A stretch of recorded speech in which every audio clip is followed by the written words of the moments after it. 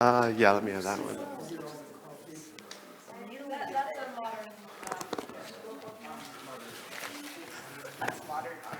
No, it's not art. I'll admit it's not pretty, but it's Okay, Eric, are you going to lead us in an opening prayer? Our Heavenly Father, we thank you, Lord, for this time. We thank you, Lord, that we can study your word. And we just ask, Lord, that we can take all these sayings that we learn and we apply it to ourselves and how you wanted the people of Israel to do certain things. And sometimes they hedged, sometimes we do. So we ask, Lord, that we'll take these lessons and we'll just go on about our lives and use these as like a road sign or a thermometer to guide us. And we thank you for this time. Be with Larry as he leads us. For this we ask in Yeshua's name. Amen. Thank you. So we're in chapter 18. And as far as verses go, it's a somewhat short chapter. And so I thought we'd go ahead and read it. And there are 27 verses, so 3 times 9 is 27. 1, 2, 3, 4. So let's do 3 each. And we'll start with you, Grace. And we'll go ahead and read through this. Verse 1, 18, chapter 18. When Jethro, the priest of Midian, Moses' father-in-law, heard of all that God had done for Moses and for the Israelites, his people, and that the Lord had brought them out of Egypt, then Jethro, Moses' father-in-law, took Zipporah, Moses' wife, after he had sent her back, and her 2 sons, of which the names were one Gershon, and the, for he said, I have been an alien in a strange place. And the name of the other, Eliezer, for he said, the God of my father was my help, and delivered me from the sword of Pharaoh. Jethro, Moses' father-in-law, came with his sons and his wife to Moses in the wilderness, where he was encamped at the mountain of God. When he sent word to Moses, I, your father-in-law Jethro, am coming to you with your wife and your 2 sons with her. Yeah, we'll jump to the kids because we're good. Young adults, I'm sorry. I can't. Moses went out to meet his father-in-law and bowed down and kissed him. And they asked each other was their welfare and went into the tent. And Moses told his father-in-law all that the Lord had done to Pharaoh and to the Egyptians for Israel's sake, all the hardship that had come upon them in the way, and how the Lord had delivered them. And Jethro rejoiced for all the good that the Lord had done to Israel, and that he had delivered them out of the hand of the Egyptians. Jethro said, Blessed be the Lord, who has delivered you out of the hand of the Egyptians and out of the hand of Pharaoh, and has delivered the people from under the hand of the Egyptians. Now I know that the Lord is greater than all gods, because in this affair he dealt arrogantly with the people. And Jethro, Moses' father-in-law, brought a burnt offering and sacrifices to God, and Aaron came with all the elders of Israel to eat bread with Moses' father-in-law before God. The next day Moses took his seat to serve as judge for the people, and they stood around him from morning till evening. When his father-in-law saw all that Moses was doing for the people, he said, What is this that you are doing for the people? Why do you sit alone as judge, while all these people stand around you from morning till evening? Moses answered him, Because the people come to me to seek God's will. Whenever they have a dispute, it is brought to me, and I decide between the parties and inform them of God's decrees and laws. Moses' father-in-law said to him, What you are doing is not good. You and the people with you will certainly wear yourselves out, for the thing is too heavy for you. You are not able to do it alone. Now obey my voice. I will give you advice, and God be with you. You shall represent the people before God and bring their cases to God. And you shall warn them about the statutes and the laws, and make them know the way in which they must walk and what they must do. Moreover, look for able men from all the people, men who fear God, who are trustworthy and hate pride, and place such men over the people as chiefs of thousands, of hundreds, of 50s, and of 10s. and let them judge the people at all times. Every great matter they shall bring to you, but any small matter they shall decide amongst themselves, for it will be easier for you, and they will bear the burden with you. If you do this, God will direct you. You will be able to endure, and all this people also will go to their place in peace. So Moses listened to the voice of his father-in-law and did all that he had said. Moses chose able men out of all Israel and made them heads over the people, chiefs of thousands, of hundreds, of fifties, and of tens. And they judged the people at all times. Any hard case they brought to Moses, but any small matter they decided themselves. I'll go ahead and finish the last verse there. Then Moses let his father-in-law depart, and he went away to his own country. Okay, good. So what are your takeaways on this chapter here? Anything stand out to you as a big thing, Eric? Well, the first thing you notice that Moses, through his father-in-law, is fairly familiar with the desert and what it brings and how rough it can be and everything. So he has some information there, and so if you equate that back to us, then when we're new Christians and we're moving out, we can have what they call desert experience and things. So it's good to seek out somebody that's older than us, or somebody you know has gone through this. It gives you encouragement and it gives you some idea of what's going on. Okay, good. Anybody else? Definitely makes me think of last year when Dad went on a sabbatical. I thought about this section and some other sections of the Bible because Dad was really, really burned out, like I'm sure Moses was. Okay, Moses was good. Probably even like 100 times more burned out. Yeah. Good. You're touching on a direction we're going to go in here. So, Grace and I have a saying. When I do something stupid and I get hurt, what do we call that? Learning the hard way. Okay. And so, like I'll do something, I'll go, oh, that was stupid. I'm learning the hard way. And then I'll tell her, you don't have to learn the hard way all the time because you could look at all the mistakes I make and try not to make them yourselves. So what is one of the ways we can avoid learning the hard way that is an example here? Be observant, Very good. Okay, good. receive wisdom from someone who knows better. Okay, that's where I was going. So wise counsel, right? So how many of you, when you have to make a big decision, go, this is a pretty big decision.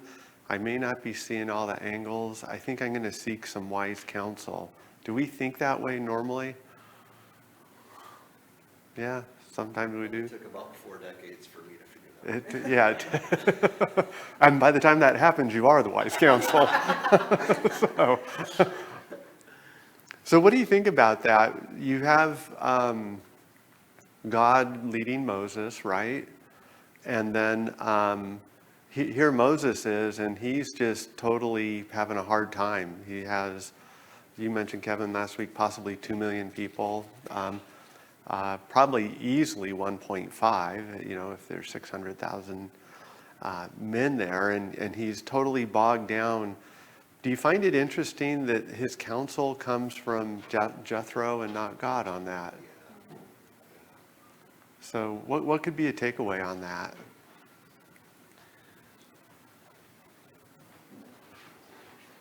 Yeah, I just like to say sometimes the wisdom can come from unexpected sources.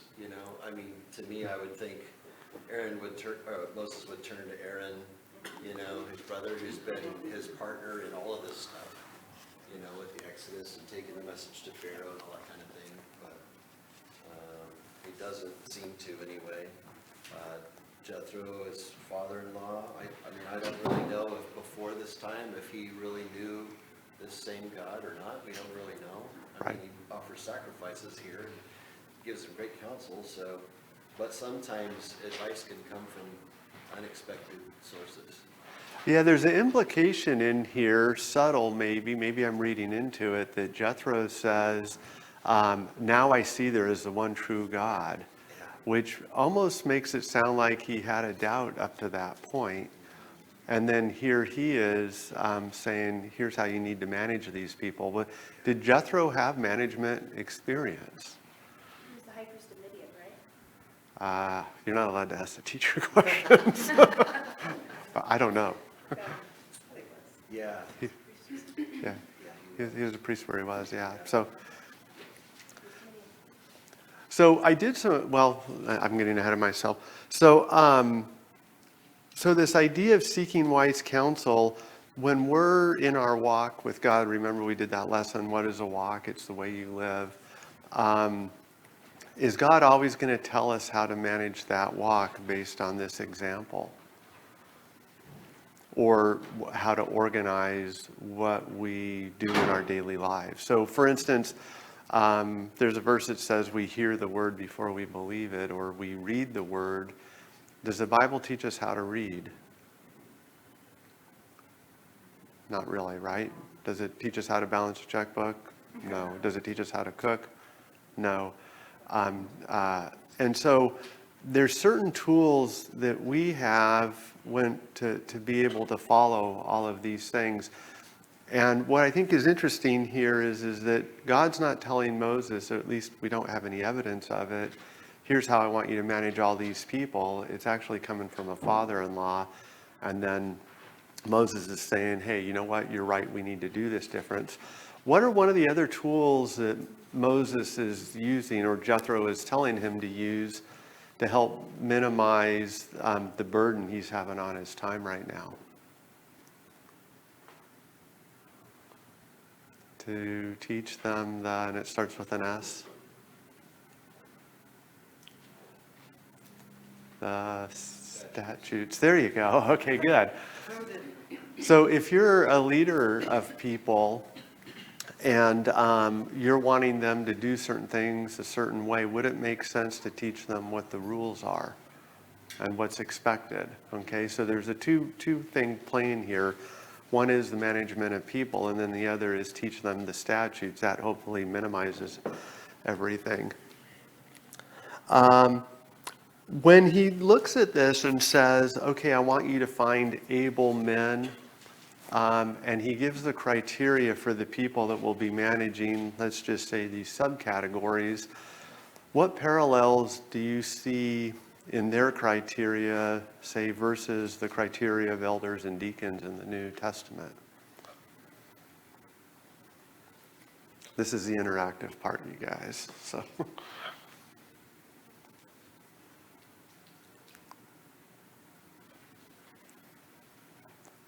So one is not to be, what is the word? Greedy, selfish, right? And so they're looking for particular people to fill these positions. If you wanted to read more on elder and deacon qualifications, you could go to 1 Timothy 3. And so this class we're doing is called LTC. What does LTC stand for? Leadership training for Christ. For Christ. How come there's no F in it? Because it'll be LTF. L, yeah.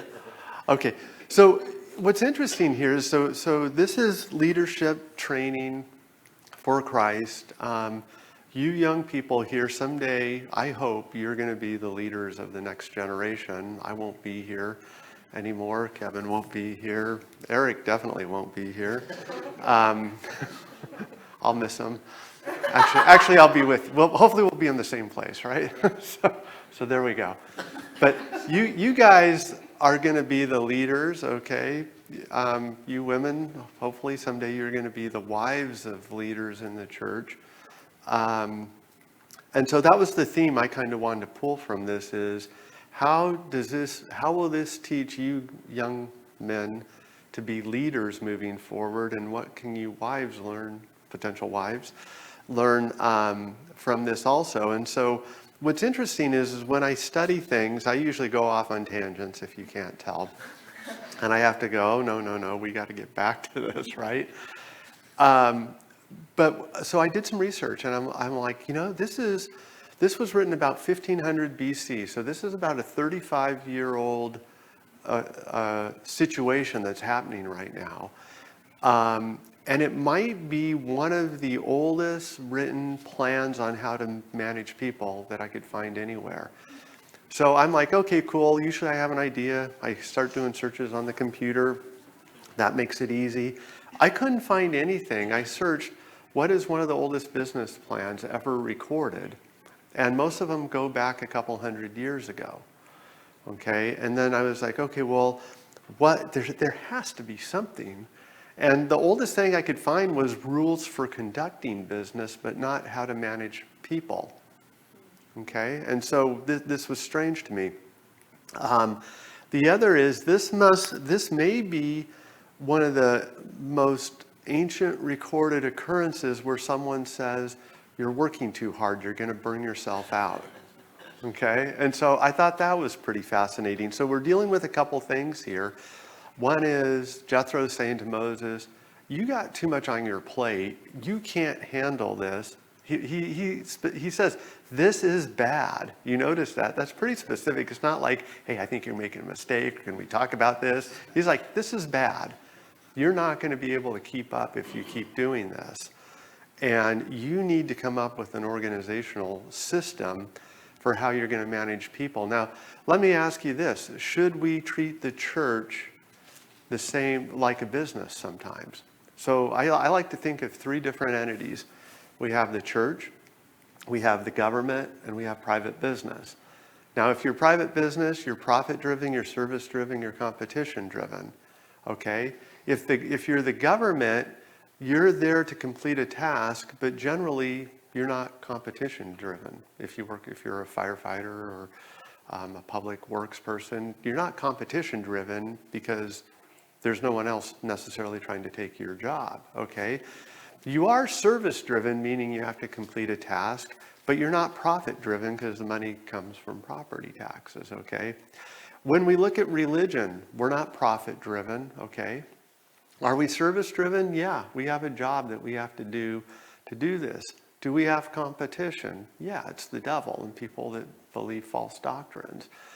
So in order to complete this task, should we be organized? So are there verses in the Bible that talk about being organized in what we do? So somebody go ahead and I'll... well, first of all, let me ask you this question. This is a good one. Let me get my stuff here. Has anybody ever had someone say to you, I'm a Christian, but I hate organized religion? Have you ever heard that? I'm always, so you like disorganized religion, is what you're trying to say to me.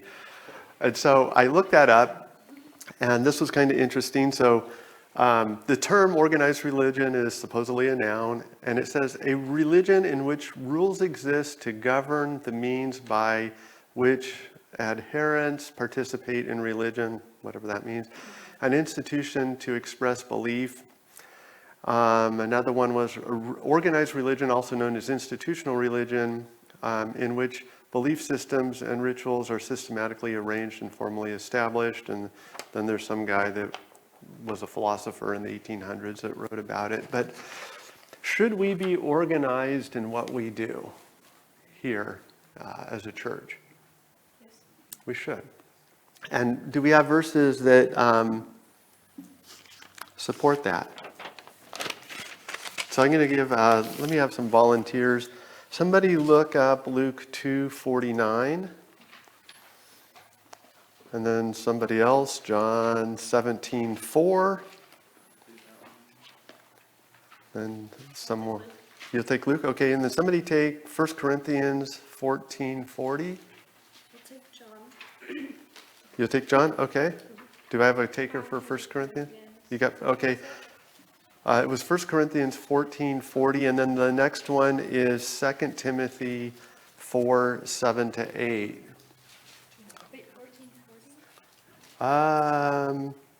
So Luke 2:49, John 17:4, 1 Corinthians 14:40. There isn't a 40. There isn't. Okay, I messed up then. My notes are wrong. Okay, there's a verse that says, somebody looked at it, it says, let everything be done in decency and order.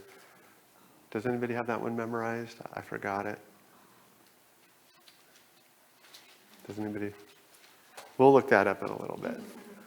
I thought it was 1440, but I recopied my notes wrong there. That's the right chapter. Oh, it is? Okay, good. Could be my dyslexia kicking in.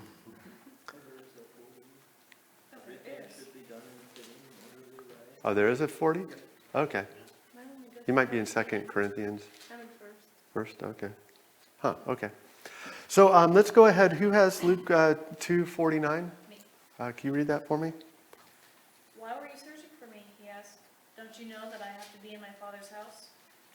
Okay, so other translations will say, I was taking care of my Father's business. Okay, so what translation are you reading from? ESV. ESV? Okay. So I think the King James and the American Standard say, I must be attending to my Father's business. Okay, so what that verse tells me is Jesus considered what he was doing as an objective. It was kind of like, I'm attending to my Father's business. Next one, John 17:4. And when I'm doing my research, I'm looking at basically 4, maybe 5 translations. So King James, American Standard, NIV, and then the ESV, because that seems to be what most of us use here. And there are some differences in those.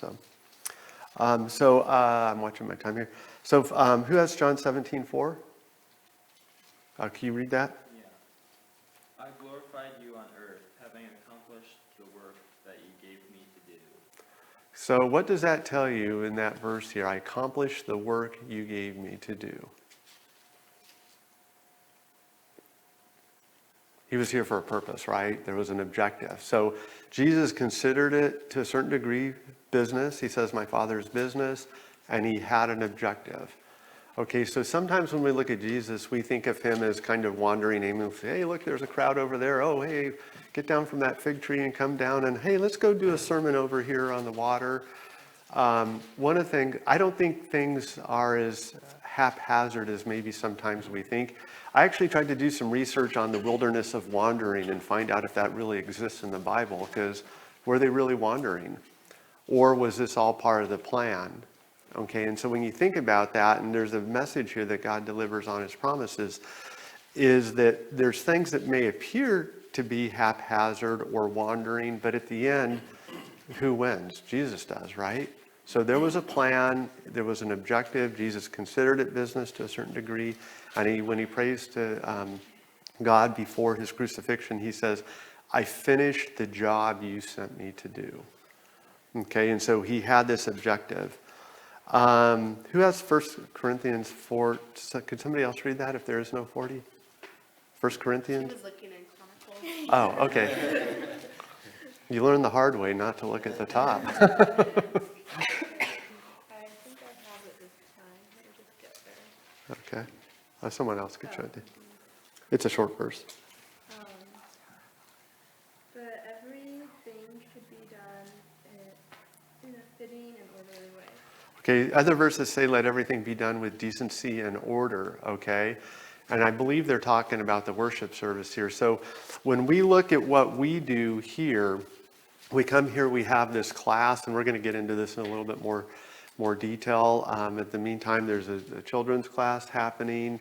There's going to be a worship service. There's going to be a song, announcements, prayer, communion, giving, a sermon. Do you think that all happens accidentally, or do you think someone's planning it? Careful how you answer.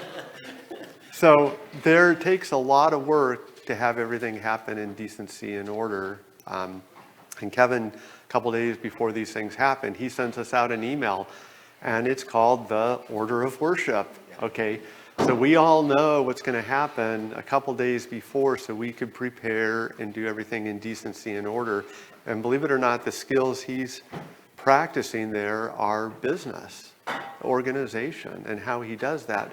But does the Bible specifically tell you how to write an order of worship? No, you have to do that. And so you seek wise counsel. You look at how things have been done in the past, and you try to fine tune these things.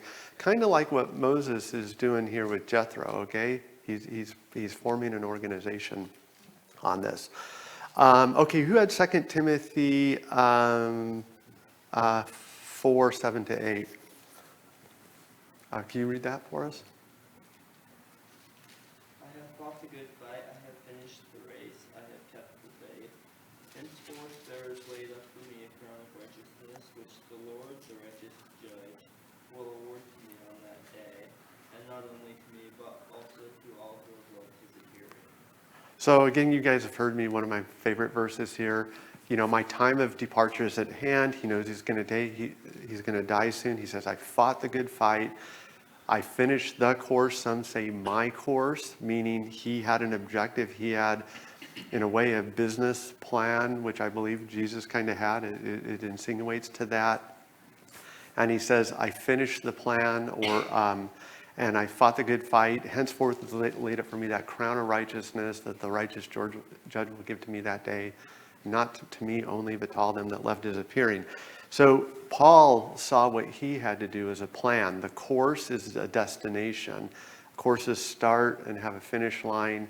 The start point is when we're born. The finish line is when after we die, and we have objectives to accomplish while we're here on earth during that time.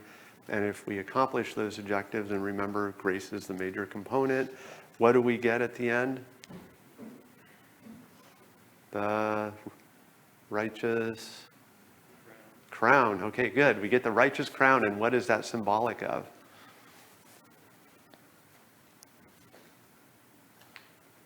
Eternal life. Yeah, eternal life and everything. So, okay, so any questions or comments up to this point? This was something, normally when I research this stuff, I'm able to see tons of articles, and I try to read opposing views. I couldn't find anything on this relationship. I know it's got to be out there, but to me it was somewhat fascinating. Well, even Jesus said it is finished, right? As he dies. Yeah, So yeah. Finished what? Right before he dies, it is finished, yeah. And he does, when he's going to feed the 5,000, he has the disciples separate the people in these groups of hundreds and fifties and so forth, Yeah. And that's in 3 of the Gospels anyway. So that's organized. That's organized religion. Yeah. So I'm gonna try to, we're down to 15 minutes, which was my plan, believe it or not. Yeah, I'm organized for once, right? So, and Ryan, I'm gonna pick on you a little bit, just so you know, but it's gonna be all in good taste. So, who knows what this is? It's a flowchart, very good. I thought I had a black pen somewhere. Oh, here it is. Okay, so if we're gonna play with flowcharts here a little bit. We're gonna look at some from the Bible. We're gonna look at some in personal ways. We're gonna try to look a little bit about how we try to organize things here. And the idea is that you young men, I want you to be able to start thinking about this now. This is leadership training. Again, I hope you guys are gonna be the leaders someday. And I wanna kind of plant some ideas into you on how you will be possibly organizing things when you guys are the decision makers and doing all this stuff. So in this case here, where is Moses on these things? Three things right here. Well, let me ask you this. I'll make it easy on you. Where is God? Okay, so God is up here. Now, we're under the law of Jesus, if you will, or Jesus' teachings. Who's there now? Is it God or is it Jesus? Or is it both? Still God. Still God. Well, what does Matthew 28 say? Matthew 28:28. Just somebody read that. Whoever gets there first, it's a competition. Matthew 28:28? Or I think it's 28:28. What's the last few verses?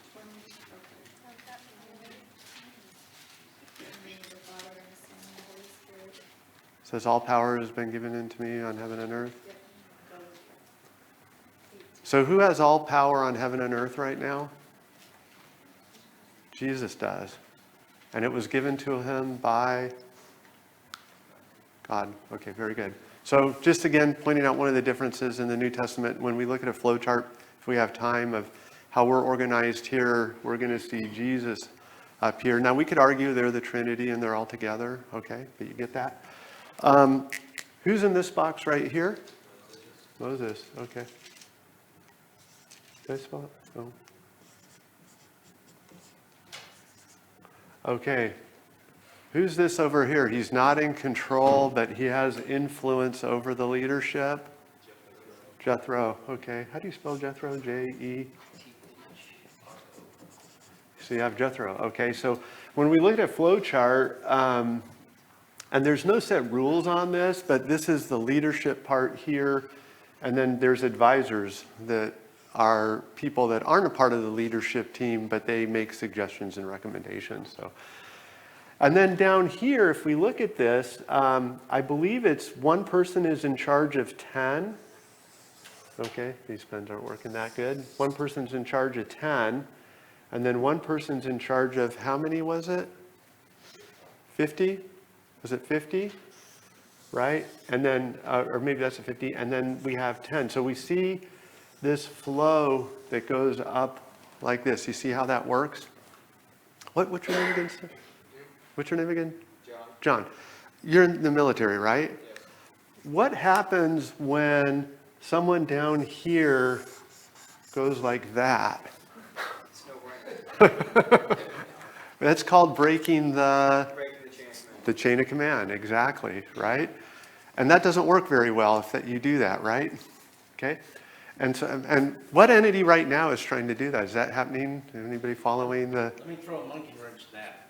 Unless it's changed, they used to have what they call commander's night. I could go right to the commander and bypass all the garbage. And everything. Only because the commander said you could. That's true. Yeah, But it's an army regulation at the time. yeah. And if you do that, you better make sure you're right. That's back in the Civil War, though, according to Ryan. Okay, all right. So anyways, we have this is called the chain of command, and it's basically a system designed to manage things. And this person, if they got a problem, they go to this person. If this person can't resolve it, they go to this person.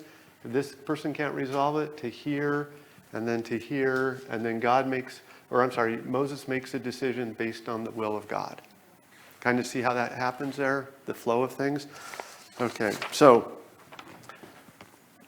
I was a firefighter, by the way, so I wasn't. If I had it to do over again, I would have went in the military. But I was all set to go and be a buddy system in the Rangers, and then the fire department offered me a job. So in the fire department, we have a thing called the ICS system, which is the incident command system. And depending on how you do that, there's 4 divisions. They use a thing called flip and flop. And so this would be finance, this would be logistics, this would be operations, and this would be planning. And if you had an I, it would be information. And basically, this is how that would be organized here. So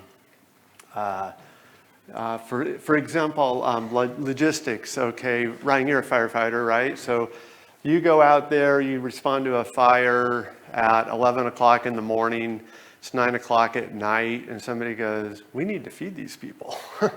What are we going to do? Well, that's logistical support. We do the same thing here at the church, is when we come here, some people drive a long distance, well, we need bathrooms, right? And we need heating, and we need cooling. And we need someone to prepare. Okay, that could be considered logistical support for the, where did I put operations? For the operations right there. When we do our monthly meetings, or quarterly meetings now, we've gotten so efficient, we're doing them quarterly now. So, maybe. But those are kind of like planning meetings. And people bring information and we think about it. Okay? And we look at the budget. Okay, and so we try to do that kind of stuff. So anyways, that's called the ICS. Let me see here. Okay, on time, yeah, good. Okay, so another one we use is, hopefully this is erasing good. I'm not getting too far off track here. So another one, this is fire ground management systems, okay? So when there's a fire, again, you'll have command. You'll have command up here. And one of the acronyms used to be RECIO. And they've added more to this, but your number one priority is rescue for human life. Your number two priority is exposures. You don't want the fire to burn to other houses that haven't been affected. Once you do that, your goal is to confine the fire, extinguish the fire, and overhaul the fire and make sure it's out. So again, just another way. Another one here, and this will probably relate to the military to a certain degree. When you get really big organizations or battlegrounds, they'll actually divide this, and this will be Division 1, 2, 3, and 4, and then within Division 1, we'll see that same hierarchy. Do they teach you that in military stuff? Yeah, very similar. So, and what's interesting about this is when we look at all these organizations, they kind of all flow together. I'm doing all of this because I really want you guys to get this point sunken in here. Let's look at, let's write a business plan for Ryan. So, I hope you guys can see this. So, Ryan is a real estate expert professional, the best there is anywhere in the land. Okay? What's that? You owe me $10 when we're done here. Okay, so this is Ryan and his business. And under his business, he works with buyers, he works with sellers, he has a budget, so that's finance, he has legal aspects, he has training or ongoing education, and the list goes on. And so when Ryan, I'm sure, looks at his business plan, under these he could have advertising, he could make it flow different ways. But when he does this, he's like, okay, how am I going to do this? How am I going to get more people that want to sell their home? How am I going to get more buyers? Where am I going to spend my money? Where does it make the most sense? If Ryan were here, the mayor, I was going to say he does the same thing. He has road department, parks department, finance, EMS, emergency medical services. He has a similar plan, the way he manages things. I'm slowing down. So same thing when we look at our court systems. We have local courts and counties, then we have state courts, and we have state Supreme Justices, and then we have the U.S. Supreme Court. Does anybody know, we were talking about bypassing the chain of command. Did an event happen this week where someone tried to bypass the normal flow of everything and get shut down by the Supreme Court? It happened, yeah. So basically one of the people trying to prosecute our ex-president said, this is such an issue of national security, I'm going to break the chain of command and we're going to bypass these appeal courts and go straight to the Supreme Court. And the Supreme Court said, no, you're not. You're going to go back and follow the chain of command, right? So that's how we do all that stuff. So one of the things, where are we here time-wise? So one of the things, we'll look at our organization here. And this is how it used to be. Kevin, if you don't mind me picking on you, that, is it I-N or E-N? K-E-V-I-N, yes. Okay, so it used to be, Kevin, you might say it still is. But this is what we call flatline management. It's very like box like this. And not too long ago, or maybe a long time ago, Kevin was doing everything: education, building maintenance, finance, benevolence, missionaries, giving, just managing everything, kind of like Moses was, you know. And what we have tried to do is say, you know what, instead of being flatline, we're actually going to come down here and someone's going to be in charge of the building and this. And then we'd go like this and say, okay, you still do education, but okay, we're going to do, you know, education. Okay, what's going on this? Okay, finance. And so this is called a pyramid style when we look at that. So anyways, this is kind of like business 101. But do you see how this relates to what's happening to Moses right now? He has all this stuff on his plate. He basically doesn't really have a management system in place. Jethro comes to him, says, hey, you have flatline management right now. You need to make this pyramid management. You need to have a chain of command. You need to teach the people the statutes. So you see how that all takes place, and then the relevance of where we are today. You know, here in this small congregation here, a lot of work goes on just to have a 2-hour service every morning. There's a lot of moving components into it. The Bible doesn't necessarily tell us how to manage it. It just says we have to do it in decency and order, okay? So again, the point I was trying to make here is, again, when you young people get to where you're the leaders, have some ideas on how you're going to do this. Seek wise counsel and try to keep the decency and order flowing forward. So anyways, we got a few more minutes here. Time, any thoughts on that?